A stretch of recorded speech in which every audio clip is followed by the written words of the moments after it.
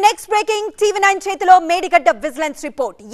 మేడిగడ్డపై vigilance నివేదికలో shocking నిజాలు వెలుగు చూశాయి. మేడిగడ్డ ప్రాజెక్ట్ నిర్మాణం క్రమ పద్ధతిలో జరగలేదని, ఉన్నతాధికారుల ప్రమేయం లేకుండానే మేడిగడ్డకు అనుమతులు ఇచ్చారని, ఇండియన్ స్టాండర్డ్స్ కోడ్ పట్టించుకోలేదు కాంట్రాక్టర్ సంస్థ అని, డ్యామ్ టేకప్ చేశాక మాన్సూన్ నిర్వహణ కూడా చేపట్టలేదని చాలా క్లారిటీగా ఇచ్చింది విజిలెన్స్ రిపోర్ట్.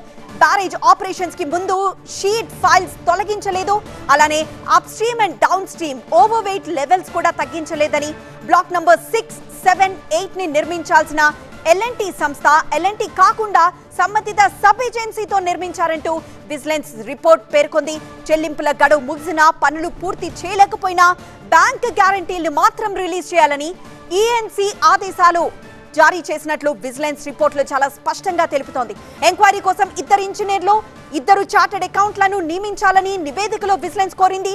ఇక తెలంగాణను ఈ మేడిగడ్డపై విజిలెన్స్ రిపోర్ట్ మాత్రం కుదిపేస్తోంది. ఎందుకంటే మేడిగడ్డపైనే ఇప్పుడు ప్రధానంగా చర్చ జరుగుతోంది. మేడిగడ్డపై విజిలెన్స్ నివేదికలో షాకింగ్ నిజాలు ఇప్పుడు బయటపడుతున్నాయి. మేడిగడ్డ ప్రాజెక్ట్ నిర్మాణం క్రమ పద్ధతిలో జరగలేదు అంటూనే ఉన్నతాధికారుల ప్రమేయం లేకుండానే మేడిగడ్డకు అనుమతులు లభించడం, మరోవైపు ఇండియన్ స్టాండర్డ్ కోడ్ పట్టించుకోకుండా కాంట్రాక్ట్ సంస్థ అలానే మేడిగడ్డని నిర్మించడం, డ్యామ్ టేకప్ చేశాక కూడా మాన్సూన్ నిర్వహణ చేపట్టకపోవడం, బ్యారేజ్ ఆపరేషన్స్ కి ముందు షీట్ ఫైల్స్ తొలగించకపోవడం, అప్ స్ట్రీమ్ కానీ లేదా డౌన్ స్ట్రీమ్ ఓవర్ వెయిట్స్ కానీ తగ్గించకపోవడం, ఇవన్నీ విజిలెన్స్ రిపోర్ట్ లో చాలా స్పష్టంగా పేర్కొంది.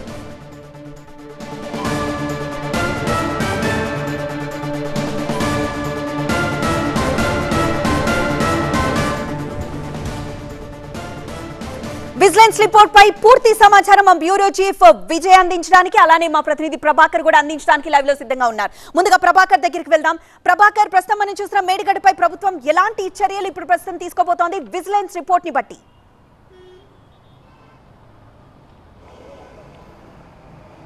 దాదాపు ఈ మొత్తం విజిలెన్స్ విచారణ, విజిలెన్స్ ఎంక్వైరీ, దాని తర్వాత రిపోర్ట్ను ప్రభుత్వం చాలా సీరియస్గానే తీసుకున్నట్టు తెలుస్తుంది. రేపు శ్వేతపత్రం ప్రకటించనున్న నేపథ్యంలో, అసెంబ్లీలో ప్రవేశపెట్టనున్న నేపథ్యంలో దీన్ని చాలా సీరియస్గా తీసుకొని విజిలెన్స్ నివేదికను కూడా తెప్పించింది. ఈ నివేదికలో చాలా కీలక విషయాలు విజిలెన్స్ బయటపెట్టింది. అసలు డ్యామ్కు అసలు సరైన అనుమతులు లేకుండానే బ్యారేజ్ను ప్రారంభించారు. దాని తర్వాత చాలాసార్లు దాదాపు 5 సార్లు డ్యామేజ్ అయినప్పటికీ కూడా దాని గురించి పట్టించుకోలేదు. ఎక్కడ కూడా బిల్స్ ఏదైతే అనుమతులు లేకుండానే బిల్స్ను కూడా మంజూరు చేశారు అనేది చెప్పారు. అట్లాగే చెల్లింపుల గడువులు ముగిసిన తర్వాత కూడా చెల్లింపులు చేశారు. అది ఈఎన్సీ స్వయంగా నిర్ణయం తీసుకున్నారు అని చెప్పారు. సో దీనికి ఇప్పటికే ప్రభుత్వం చాలా చర్యలు తీసుకుంది. నిన్న ఈఎన్సీ మురళీధర్ రావుతో పాటుగా కాళేశ్వరం ఇన్ఛార్జ్ ఈఎన్సీగా ఉన్న వెంకటేశ్వర్లు కూడా టెర్మినేట్ చేసింది సర్వీసెస్ నుంచి. సో శ్వేతపత్రం ప్రకటించనున్న నేపథ్యంలో, శ్వేతపత్రం అసెంబ్లీలో ప్రవేశపెట్టనున్న నేపథ్యంలో ఈ కీలక నిర్ణయాలు నిన్న ప్రభుత్వం తీసుకుంది. ఈరోజు విజిలెన్స్ నివేదికను బయటపెట్టింది. ఈ నివేదిక మొత్తం కూడా ప్రాజెక్టు ఎప్పుడు మొదలైంది, ఎప్పుడు డ్యామేజ్ అయింది, ఎన్నిసార్లు డ్యామేజ్ అయింది, అయినా ఎక్కడా పట్టించుకోలేదు అనే మొత్తం వివరాలను కూడా విజిలెన్స్ నివేదించింది, ప్రభుత్వానికి అందించింది. దాంట్లో చాలా కీలకమైన అంశం, చాలా పనులను మెయిన్ కాంట్రాక్ట్ సంస్థ అయిన ఎల్ఎన్టీ కాకుండా సబ్ ఏజెన్సీకి ఇచ్చి చాలా కాంట్రాక్ట్ పనులను చేయించింది. దానివల్ల దాని ఆపరేషన్స్ మొత్తం కూడా ఎక్కడ కూడా పనిచేయలేదు, సరైన ఆపరేషన్స్ జరగలేదు. మాన్సూన్ సీజన్ సంబంధించి ముందు తీసుకోవాల్సిన జాగ్రత్తలు కూడా చాలా లోపాలు కనబడుతున్నాయి. లోపాలన్నీ ఎత్తి చూపింది విజిలెన్స్ రిపోర్ట్ లో మాత్రం. సో ఇప్పుడు ప్రభుత్వం ఎలాంటి చర్యలు తీసుకోబోతుంది? దాదాపుగా మేడిగడ్డ విజిలెన్స్ రిపోర్టు 14 పేజీల రూపంలో రాష్ట్ర ప్రభుత్వం ఈ విజిలెన్స్ రిపోర్ట్ని బయటపెట్టింది. అయితే దీంట్లో చాలా సంచలన అంశాలే ఉన్నాయి. దీనికి సంబంధించి మేడిగడ్డ విజిలెన్స్ రిపోర్ట్లో కొంత కీలకమైనటువంటి మేడిగడ్డ ప్రాజెక్ట్ అనేది పూర్తి స్థాయిలో ఒక క్రమబద్ధీకరణ పద్ధతిలో జరగలేదు. ఉన్నతాధికారుల ప్రమేయం లేకుండానే మేడిగడ్డకు అన్ని రకాల అనుమతులు వచ్చాయి. ఇండియన్ స్టాండర్డ్ కోడ్ని ఎక్కడ కూడా కాంట్రాక్ట్ సంస్థ ఎల్ఎన్టీ అనేది పట్టించుకోలేదు. డ్యామ్ టేకప్ చేశాక మాన్సూన్ నిర్వహణకు ఎట్లాంటి చర్యలు కూడా, ఎందుకంటే వర్షాకాలంలో చేపట్టాల్సినటువంటి చర్యల్ని చేపట్టలేదు. బ్యారేజ్ ఆపరేషన్స్కి ముందు షీట్ ఫైల్స్ ఏవైతే ఉంటాయో ఎవ్రీ ఇయర్ కూడా తొలగించాల్సి ఉందో అవి తొలగించలేదు అనేది చెప్పింది. దాంతోపాటుగా అప్ స్ట్రీమ్, డౌన్ స్ట్రీమ్కి సంబంధించినటువంటి ఓవర్ వెయిట్ స్థాయిలను కూడా తగ్గించలేదు. బ్లాక్ నెంబర్ 6, 7, 8 ఎక్కడైతే ఎల్ఎన్టీ నిర్మించాల్సినప్పటికీ కూడా అది వేరే సబ్ ఏజెన్సీ ద్వారా నిర్మించింది. దానికి సంబంధించిన అనుమతులు లేకుండానే సబ్ ఏజెన్సీకి కాంట్రాక్ట్ ఇచ్చారు. చెల్లింపుల గడువు ముగిసినప్పటికీ కూడా పనులు పూర్తి చేయలేకపోయినా కూడా బ్యాంకు గ్యారంటీలను రిలీజ్ చేయాలని చెప్పి ఈఎన్సీ కొన్ని ఆదేశాలు జారీ చేసింది. ఇవన్నీ కూడా రిపోర్ట్లో మెన్షన్ చేశారు. ఎంక్వైరీ కోసం పూర్తి స్థాయి ఎంక్వైరీ కోసం 2 ఇంజనీర్లు 2 చార్టెడ్ అకౌంట్లు నియమించాలని విజిలెన్స్ నివేదికలో పేర్కొంది. అయితే ఈ రిపోర్ట్ని పరిశీలిస్తే ఒకసారి మేడిగడ్డ ప్రాజెక్టు సంబంధించినటువంటి ఏ రకంగా జరిగింది, సీసీ బ్లాక్స్ ఏవైతే ఉన్నాయో కన్స్ట్రక్షన్ జరిగే సమయంలో ఏ రకంగా ఉన్నాయి, అది పూర్తి స్థాయిలో కొట్టుకుపోయిన తర్వాత ఇక్కడ కూడా ఈ సీసీ బ్లాక్స్ వాష్ అయిపోయినటువంటి దృశ్యాలను చూపెట్టారు. దాంతోపాటుగా పిల్లర్ నెంబర్ 21 దగ్గర పగులను కూడా మెన్షన్ చేసింది. దాంతోపాటు మరొక కీలకమైన పిల్లర్ నెంబర్ 18, 19, 20, 21లో పలుగుళ్ళు ఏ రకంగా వచ్చాయి, నాణ్యత లేని పనులు ఏ రకంగా చేశారన్న దానికి సంబంధించి కూడా ఎలాంటి ప్రికాషన్ చర్యలు తీసుకోకుండా వాళ్ళు తీసుకున్నటువంటి చర్య వల్ల జరిగినటువంటి డ్యామేజ్ని క్లియర్గా మెన్షన్ చేశారు. పిల్లర్ చూడొచ్చు 18, 19, 20 దాదాపుగా ఈ 20 దగ్గర వచ్చినటువంటి పగులను క్లియర్గా మెన్షన్ చేశారు. Guidelines of the dam safety అథారిటీకి సంబంధించినటువంటి వాటిలో ఏవైతే అంశాలు ఉంటాయో వాటిని కూడా క్లియర్గా పట్టించుకోలేదు. ఇంకొక కీలకమైన విషయం ఆర్సీసీ బ్లాక్ దగ్గర పూర్తి స్థాయిలో అది ఏ రకంగా కొట్టుకుపోయింది అనేది కూడా క్లియర్గా మెన్షన్ చేసినటువంటి రిపోర్ట్ అయితే క్లియర్గా కనిపిస్తుంది. ఫైండింగ్లో చాలా క్లియర్గా మెన్షన్ చేశారు. ఈ 14 పేజీల రిపోర్ట్లో చాలా కీలకంగా మొత్తం ఒక ఇద్దరు ఇంజనీర్లు, ఇద్దరు చార్టెడ్ అకౌంట్ల ద్వారా పూర్తి స్థాయి ఎంక్వైరీ చేపిస్తే ఈ మొత్తం మేడిగడ్డ ప్రాజెక్ట్ సంబంధించి ఏం జరిగింది, ఎందుకంటే దీంట్లో అనేక మొత్తం ఏవైతే అనుమతులు తీసుకుంటారో వాటికి సంబంధించిన అనుమతులు సరిగా తీసుకోలేదు. దాంతోపాటుగా ఇది ఒక క్రమపద్ధతిలో జరగలేదు.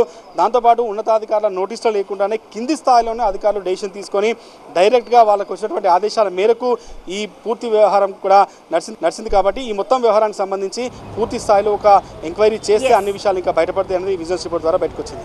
ఎస్ విజయ్, సో ప్రభాకర్ దగ్గరికి వెళ్దాం. ప్రభాకర్, పిక్చర్ ప్రూఫ్స్ తో సహా విజిలెన్స్ రిపోర్ట్ ని మనం చూసాము. సో ఒక నివేదికలో అంటే విజిలెన్స్ రిపోర్ట్ లో కొన్ని నివేదికలో విజిలెన్స్ కొన్ని సూచనలు కూడా చేసింది. ఎంక్వైరీ కోసం 2 ఇంజనీర్లు, 2 చార్టెడ్ అకౌంట్లను నియమించాలి అంటూ అక్కడున్న పరిస్థితులను వివరిస్తూ చెప్పింది. సో ఇప్పటికైనా ప్రభుత్వం ఏదైతే విజిలెన్స్ రిపోర్ట్ లో ఉందో దానికి సంబంధించి ఉన్న చర్యలు తీసుకునే అవకాశం కనిపిస్తోందా?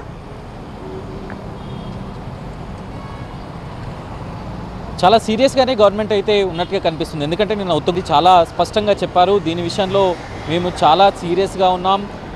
ఇప్పటికే జరిగిన నష్టాన్ని దాన్ని ఎట్లా రికవర్ చేయాలనే దానిపైన అయితే ప్రభుత్వం సమీక్షిస్తుంది అని చెప్పారు. దాంతోపాటుగా ఈఎన్సీగా ఉన్న మురళీధర్ రావును రిజిగ్నేషన్ కూడా కోరారు. అట్లాగే కాళేశ్వరం ప్రాజెక్టులో ముఖ్యంగా వ్యవహరించిన వెంకటేశ్వర్ను కూడా టెర్మినేట్ చేశారు. సో ఇంకా కూడా దీనికి సంబంధించి పూర్తి స్థాయి ఎంక్వైరీని కూడా చేయాలనే ఆలోచనలో ప్రభుత్వం ఉంది. అటు ఉత్తమ్ కుమార్ రెడ్డితో పాటుగా ముఖ్యమంత్రి కూడా దీనిపైన సమగ్ర నివేదికను తయారు చేయాలి. ఇప్పుడు ఏదైతే 14 పేజీల నివేదిక విజిలెన్స్ ఇచ్చిందో అది కాకుండా ఇంకా ఏమేమి జరిగాయి ఇప్పటికే పిక్చర్ ప్రూఫ్స్తో సహా విజిలెన్స్ నివేదికలో వివరించే ప్రయత్నం చేసింది విజిలెన్స్ డిపార్ట్మెంట్. సో దాంతో పాటుగా ఇంకా ఎక్కడెక్కడ ల్యాబ్స్ అయ్యాయి, మేడిగడ్డకు సంబంధించి అంతకు ముందున్న కాపర్ డ్యామ్ ఇష్యూస్లో ఎన్నిసార్లు డ్యామేజ్ అయింది, అంత డ్యామేజ్ జరిగినా కూడా మళ్ళీ ఎందుకు నిర్లక్ష్యంగా వ్యవహరించారు. సో దానికి సంబంధించి అప్పటి రాజకీయ ఒత్తిళ్ళు ఏమైనా పనిచేశాయా, లేకపోతే అధికారులు నిర్లక్ష్యంగా వ్యవహరించారా, కాంట్రాక్ట్ కంపెనీకి సంబంధించి నిర్లక్ష్యంగా వ్యవహరించిందా, ఇదంతా కూడా మొత్తం సమగ్ర నివేదికను తెప్పించుకున్నట్లుగా తెలుస్తుంది. దాంతోపాటుగా కాంట్రాక్ట్ సంస్థపై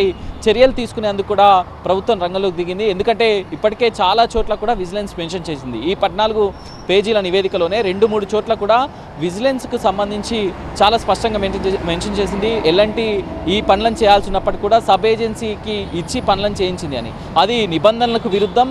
అది ఆ ఇరిగేషన్ డ్యామ్ కట్టేపడుకును ఇప్పటికి అయిపోయిన తర్వాత కూడా దాన్ని పూర్తి స్థాయిలో వివరణ ఇవ్వాల్సి ఉన్నా కూడా ఎలాంటి ఇప్పటివరకు ఇవ్వలేదు అనేది అయితే ప్రభుత్వం చెప్తుంది. సో ఓవరాల్గా అయితే ఎలాంటి మీద కూడా చర్యలు తీసుకునే అవకాశం అయితే స్పష్టంగా కనిపిస్తుంది. రైట్ ప్రభాకర్, సో మొత్తానికి